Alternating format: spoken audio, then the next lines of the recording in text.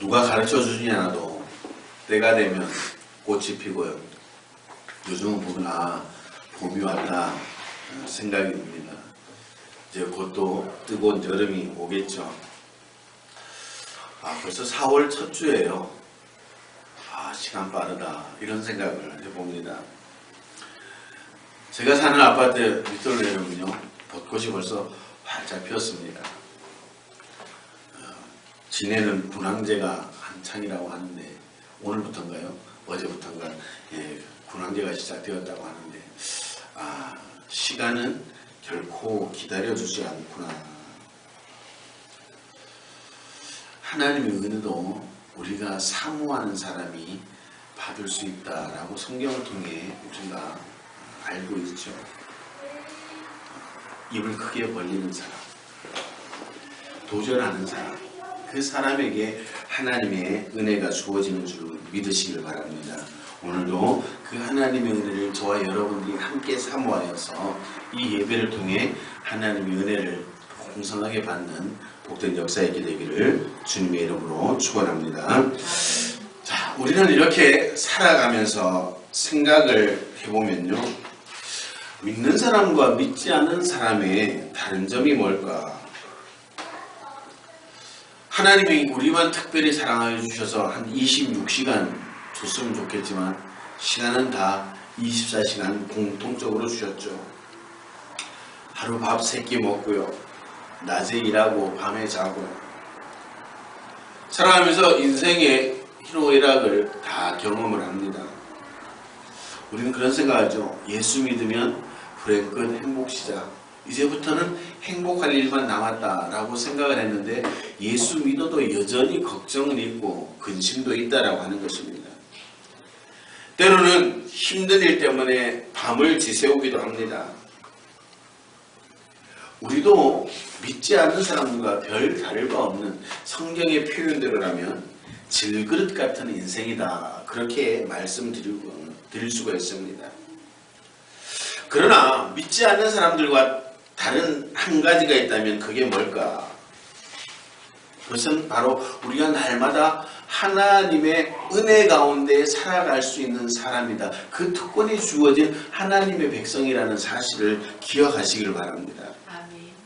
때문에 똑같은 24시간이라고 할지라도 그 24시간의 그 질이 믿지 않는 사람들과 똑같을 수가 없다라고 하는 것입니다.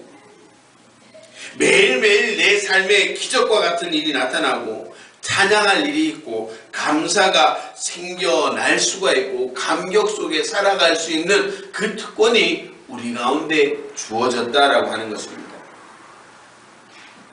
여러분들 성경의 내용을 보면요, 그 믿음의 선배들의 삶이 그렇게 살았습니다. 믿지 않는 사람들과 별 다를 바 없는 삶이었지만 그들의 삶에는 기쁨이 있었고 감격이 있었습니다. 그들의 삶에 기도가 있었고 찬양이 있었습니다. 특별히 우리가 사도행전을 보게 되면요, 그 사도행전의 그 초대교회 성도들의 삶이 그런 삶이었습니다. 믿음의 삶에, 믿음의 생활에 그 매력이 무엇인지, 하나님의 영인 성령의 역사가 파도처럼 일어나는 그 역사의 현장에 어떤 일이 일어났는지 오늘 우리가 그 경험 속에 살아갈 수 있는 사람이라고 성경은 분명하게 말씀하고 있는 겁니다. 여러분들은 어떻습니까? 예수 믿는다는 게 이런 기쁨이 있었구나. 내가 하나님의 자녀가 되었다는 것이 정말 이런 것이구나. 나는 정말 행복하다. 그렇게 지금 신앙생활을 하고 계세요? 주님 고맙습니다. 주님 감사합니다. 이 은혜를 어떻게 내가 감당해야 될까요? 여러분들 그런 삶을 살아가고 있어요? 그렇지 못하다면요, 오늘 우리는 그런 삶을 회복해야 되는 줄로 믿으시기를 바랍니다. 여러분들 조금 전에도 말씀드렸던 것처럼 사도행전 그 초대교회 성도들 교회를 보면요, 핍박은 날로 심해졌습니다. 외적인 환경은 너무너무 어려워졌습니다. 그런데 그 성도들의 내면에, 그 교회 공동체 안에 흐르는 그 영적인 기쁨과 감격은 너무너무 충만했다, 우리는 사도행전을 통해 볼 수가 있습니다. 그 실제적인 현장 중에 하나가 오늘 본문의 말씀입니다. 오늘 본문 말씀이 어떤 내용입니까? 복음을 전도하는 전도자 바울과 실라가 본래는 아시아로 복음을 전하러 떠나려고 했는데 성령의 강력한 지시로 환상을 보고 이제 유럽 쪽으로 복음의 방향을 돌렸습니다. 그래서 첫 성 빌립보에서 복음을 전하게 됩니다. 그런데 그렇게 복음을 전하고 있는데요, 바울과 실라가 기도하러 가던 중에 점치는 귀신 들린 여자 하나를 만났습니다. 귀신 들려서 점을 치는 여인을 바울과 실라가 기도로 고쳐주어서 제정신을 갖게 했습니다. 얼마나 좋은 일입니까? 그런데 성경의 내용을 보면 이 여인은 자기 의지로 살지는 못했습니다. 그 여인을 부리는, 종처럼 부리는 주인이 따로 있었고, 그 여인이 점을 쳐서 벌어들인 그 돈을 그 주인이 다 갈취를 했다라고 성경은 그렇게 이야기를 하고 있습니다. 그런데 이 여인이 귀신이 쫓겨나가고 제정신이 되니까요, 이 주인이 돈을 못 벌게 되니까 바울과 실라를 모함해서 관원에게 고소를 했고 결국 엄청난 고난을 당했다. 오늘 성경 말씀의 내용입니다. 옷을 벗기고 매로 치고 결국 지하 감옥에 가두었습니다. 뿐만 아니라 온몸에는 착고를 채웠다. 쉽게 이야기하면 수갑 같은 걸 채웠다는 거죠. 우리는 그런 생각을 하죠. 내가 복음 전하는 현장에 기적들이 나타나고 표적들이 나타나면 그곳에 정말 자유함이 있고 정말 놀라운 은혜가 있을 거라고 생각을 합니다. 오늘 바울의 이런 현장에 정말 하나님의 은혜와 능력만, 그리고 하나님께 영광 돌릴 일만 있으면 얼마나 좋겠습니까? 그런데 그 복음을 전하는 현장, 하나님의 능력과 기적이 나타났던 그 현장에 하나님을 높여드리는 게 아니라 오히려 모함이 있었고 고소가 있었고, 그 복음을 전했던, 하나님의 능력을 전했던 바울과 실라가 고난을 당했다라고 하는 것입니다. 오늘 이 시대에도요, 복음을 전하는 그 현장에는 이런 말도 안 되는 일들이 비일비재하게 나타나고 있다는 것이죠. 복음을 전하는 곳에요, 고난도 나타난다라고 하는 것입니다. 우리는 가끔씩 그런 착각을 하잖아요. 내가 복음을 전하면 그 사람이 마음이 확 바뀌어서 금방 교회를 나온다. 근데 어때요? 전도해 보셨어요? 전도하니까 그렇게 쉽게 되던가요?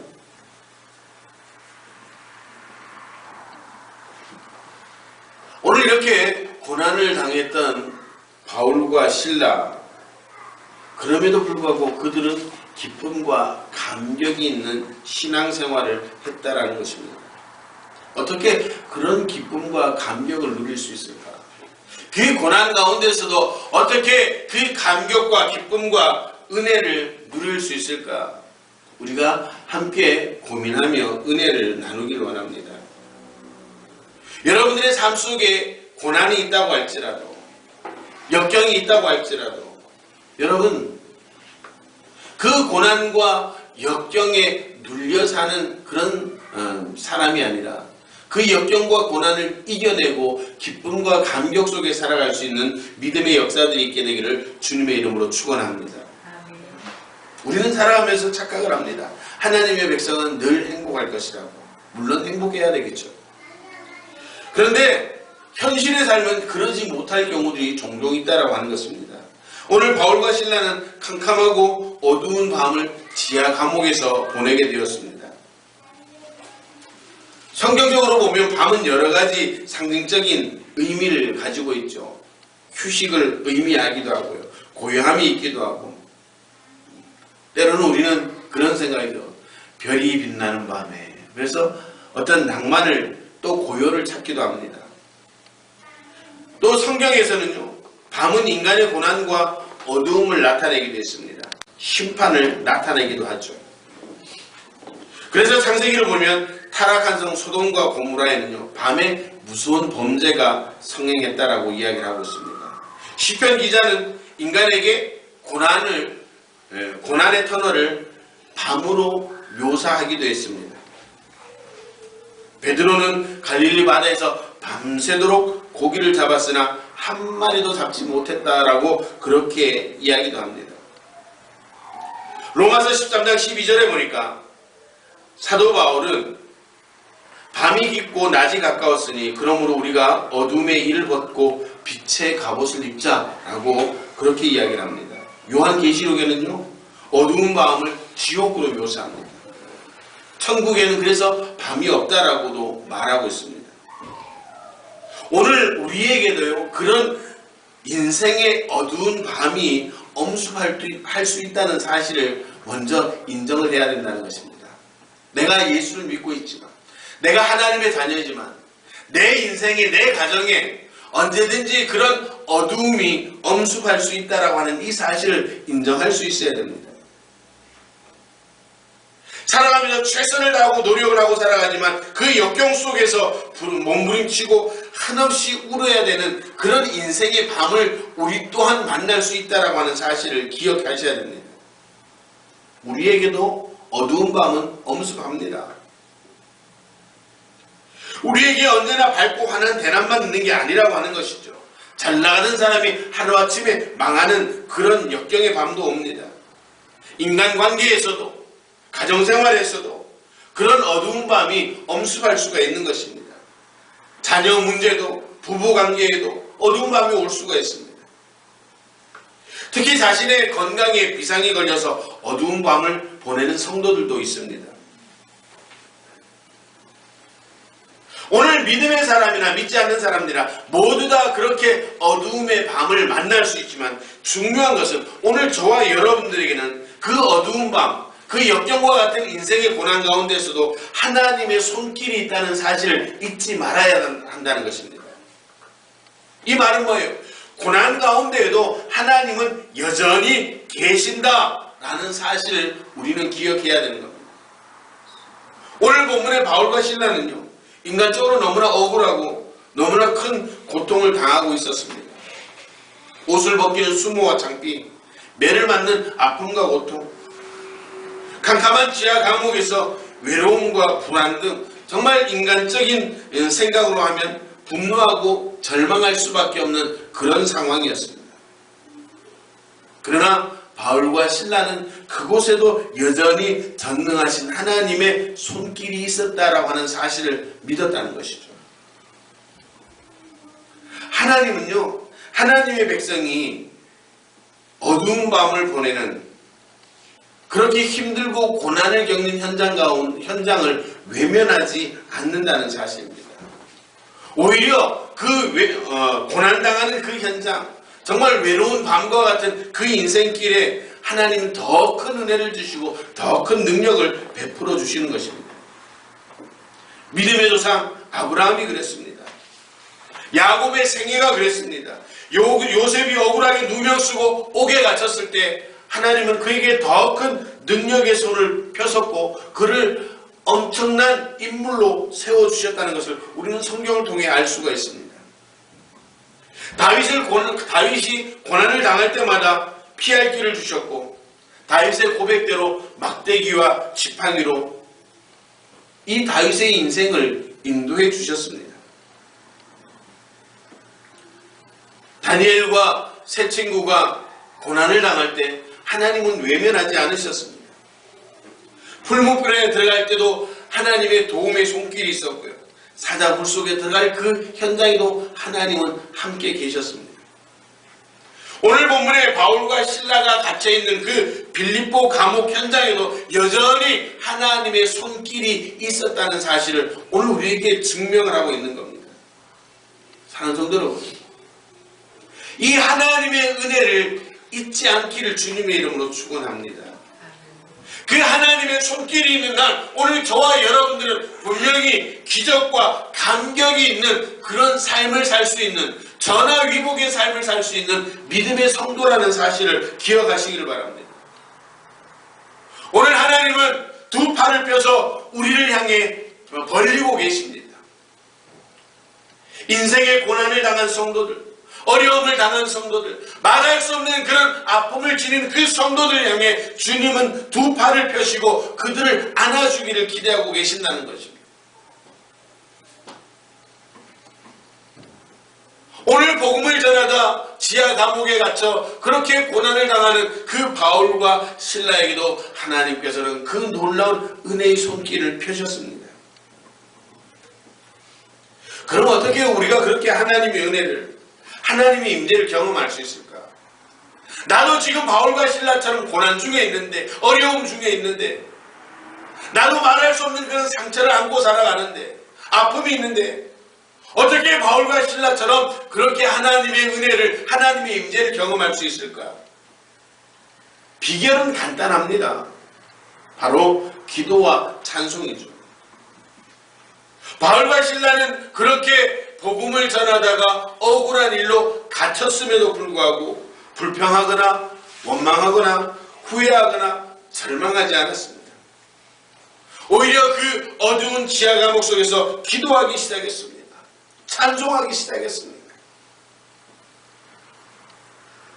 현재의 그 바울과 실라의 환경은 모두가 사방이 꽉 막혀버린 상황이었습니다. 너무너무 인정하기 싫은 그런 삶의 현장 가운데 있었습니다. 하나님, 내가 복음을 전하다가, 주님, 내가 복음을 전하다 이런 일을 당했는데 이게 말이 됩니까? 그렇게 할 수 있었음에도 불구하고 그들은 오히려 그 자리에 엎드려 기도하기 시작했고 그들은 찬송하기 시작했다라고 하는 것입니다.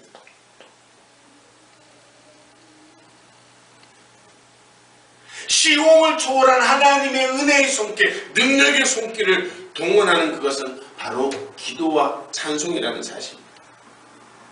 오늘 본문에 보니까 한밤중에 두 사람은 기도하고 찬송하기 시작했습니다. 찬송으로 하나님을 찬양하고 기도로 자신의 그 당한 어려움을 호소했습니다. 그렇게 기도하고 찬송하는 가운데 그 감옥 안에 하나님의 빛이 임하기 시작합니다. 하나님의 은혜가 충만하기 시작합니다. 그렇게 하나님의 임재가 나타나기 시작했습니다. 그 찬송하는 그 자리, 그 기도하는 그 자리에 드디어 지진이 일어나고 옥문이 열리고 그들을 억압하고 있던 그 착고가 풀리기 시작했습니다. 전능하신 하나님의 손이 그들에게 임했습니다. 하나님의 은혜가 임하기 시작했고 하나님께서 친히 임재하기 시작했습니다. 그들은 기도하는 가운데 그 하나님의 은혜를 경험했습니다. 그들은 그 자신의 심령으로 감당할 수 있는 그 기쁨과 감격, 환희 속에 더 기도하고 더 찬양을 했습니다. 여러분들 이 기쁨, 이 감격은요, 해보지 않은 사람은 알 수가 없습니다. 여러분들 그런 경험 있습니까?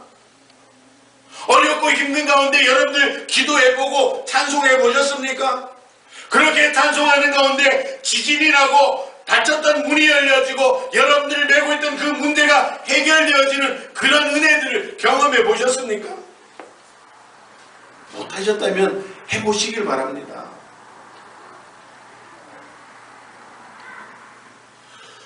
오늘 우리의 그 삶의 어두운 감옥을 열게 하고 우리를 구속하고 있는, 우리를 억압하고 있는 그 삶의 문제들을 풀 수 있는 것은 바로 기도의 능력입니다.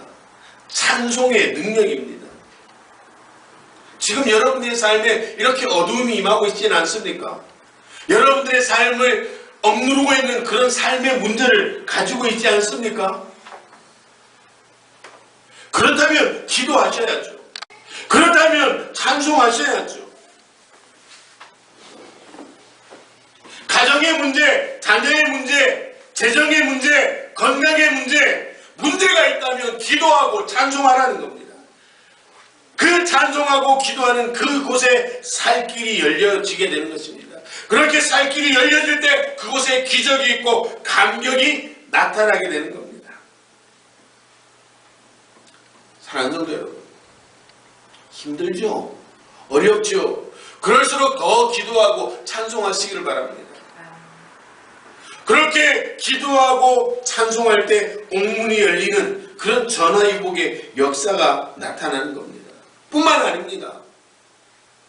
그렇게 옥문이 열리고 전화위복의 역사가 나타날 뿐만 아니라 복음의 역사가 나타나고 복음의 진보가 나타나게 되었습니다. 그들이 기도하고 찬송하는 동안 옥문이 열렸습니다. 그들을 억압하고 있던 그 착고가 다 벗겨졌습니다. 그 사건을 통해서 빌립보에 첫 교회를 세울 수 있는 교두보가 만들어졌습니다. 복음의 진보가 나타나게 됐다는 것이죠.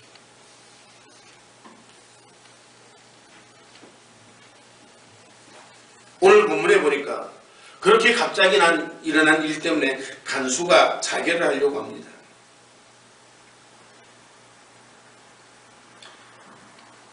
그 사람은 지금까지 그런 경험을 해보지는 못했습니다.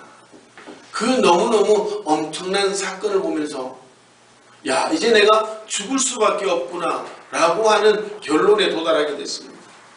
그런데 그때 사도 바울이 외칩니다. 내 몸을 상치 말라. 우리가 다 여기 있노라. 그 간수가 그 바울의 그 말 한마디에 그 앞에 무릎 꿇고 이야기를 합니다. 선생님, 어떻게 해야지 구원을 얻을 수가 있습니까?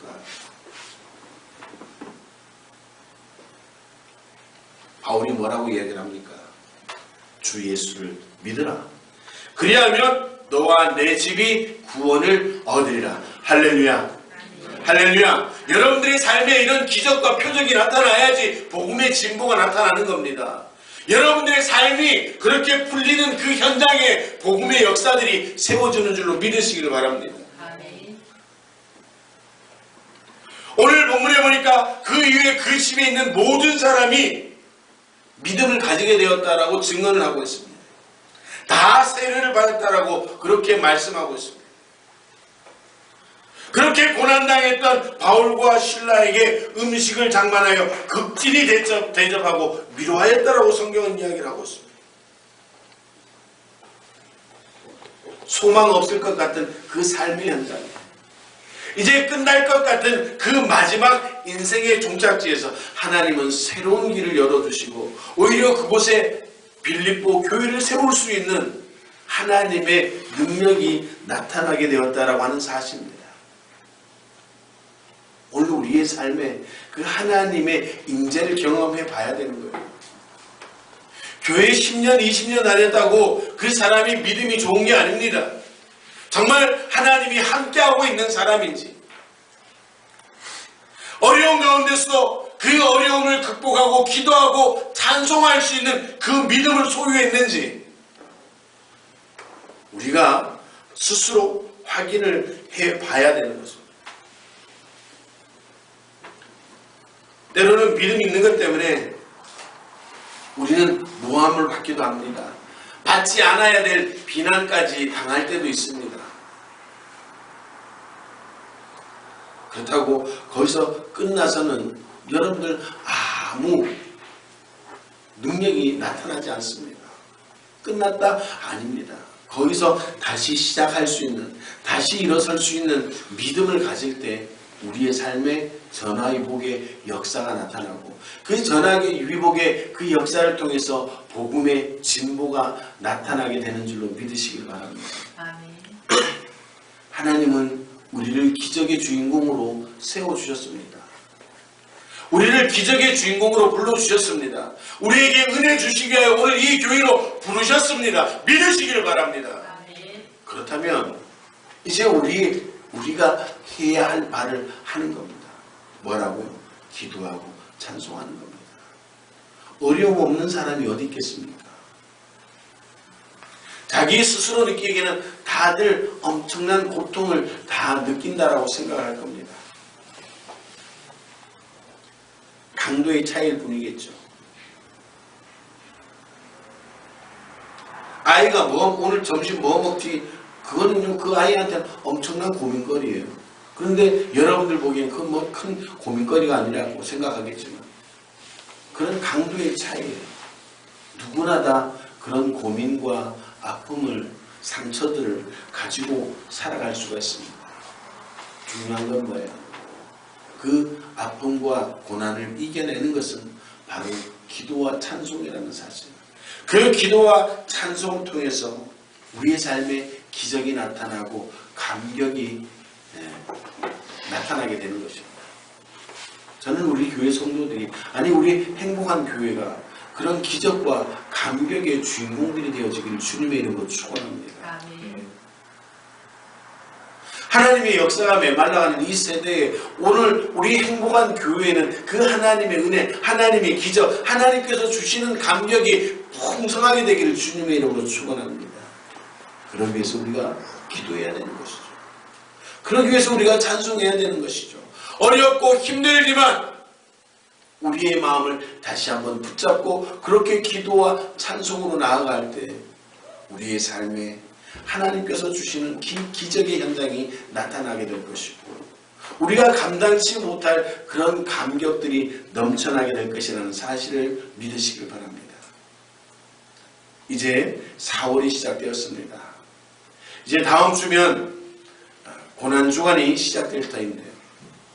오늘 예수님이 왜 우리를 위해 돌아가셨는지 다시 한번 생각하시고 여러분들의 삶에 고난이 있다면 역경이 있다면 그것 때문에 좌절하거나 포기하지 않고 오히려 더 기도하고 찬송할 수 있는 저와 여러분들이고 우리 행복한 교회가 되어서 여러분들의 삶의 현장이 여러분들의 가정이 또 우리 이 신앙 공동체에 그런 큰 기쁨과 기적과 감격이 나타나는 복된 역사가 있게 되기를 주님의 이름으로 축원합니다. 예수의 죽음이 헛되지 않고 우리 삶 속에 기적으로 나타나고 감격으로 나타나는 복된 역사가 있게 되기를 주님의 이름으로 축원합니다. 기도하시겠습니다.